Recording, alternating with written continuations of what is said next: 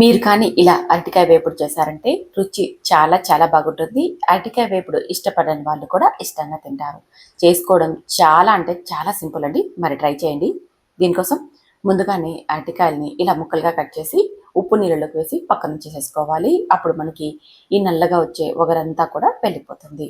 ఇప్పుడు స్టవ్ మీద కడాయి పెట్టుకొని అందులోకి 2 లేదా 3 స్పూన్ల నూనెను వేసేసుకోవాలి. తర్వాత 1 స్పూన్ శనగపప్పు, 1 స్పూన్ మినప్పప్పు, అలాగే పావు టీ స్పూన్ ఆవాలు, పావు టీ స్పూన్ జీలకర్రని వేసి ఈ పోపు దినుసులన్నీ క్రిస్పీగా అయ్యేంత వరకు వేయించుకోవాలి.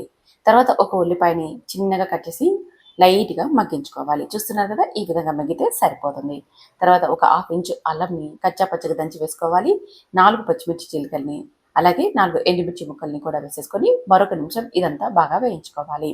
ఇలా వేగాక ఇప్పుడు ఇందులోకి కొద్దిగా కరివేపాకును మనం కట్ చేసి పెట్టుకున్నాం కదా, ఈ అరటికాయ ముక్కల్ని కూడా వేసేసుకోవాలి. అలాగే పావు టీ స్పూన్ పసుపుని, రుచికి సరిపడా ఉప్పుని వేసేసుకొని ఇదంతా ముక్కలకి బాగా అంటేలాగా కలుపుకోవాలి. ఇలా పసుపు ఉప్పు ముక్కలకి అంటిందనుకోండి, అప్పుడు మనకి ఈ ముక్కల్లో నుంచి నీరు వచ్చేసి ఉడకడానికి ఆ వాటరే సరిపోతాయి.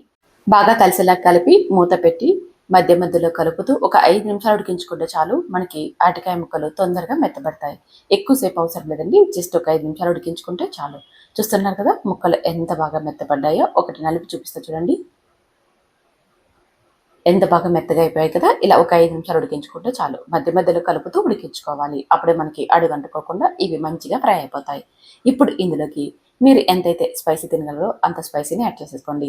అలాగే పావు టీ స్పూన్ గరం మసాలా, పావు టీ స్పూన్ ధనియాల పొడిని వేసేసుకొని ఇదంతా కూడా ముక్కలకి బాగా అంటేలాగా లో ఫ్లేమ్లో కలుపుతూ మరొక 3 నిమిషాలు ఫ్రై చేసేసుకోవాలి.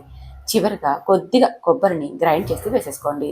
తర్వాత కొద్దిగా కొత్తిమీర తరుగును కూడా వేసేసుకొని ఈ ముక్కలకి మళ్ళీ అంతా అంటేలాగా కలుపుతూ ఫ్రై చేసేసుకొని సర్వ్ చేసేసుకోవడమే. ఇది రైస్లోకైనా చపాతీలోకైనా చాలా చాలా టేస్టీగా ఉంటుంది. చూసారా ఎంత సింపుల్గా తయారు చేసేసుకోవచ్చో. మరి మీరు ట్రై చేయండి. ట్రై చేసి మీకు ఎలా కుదిరిందో కామెంట్ చేయండి. నచ్చితే మన ఛానల్ని ఫాలో అవ్వండి. ఇలాంటి సింపుల్ అండ్ టేస్టీ వంటకాలు మన ఛానల్లో చాలా ఉన్నాయి. Thank you for watching.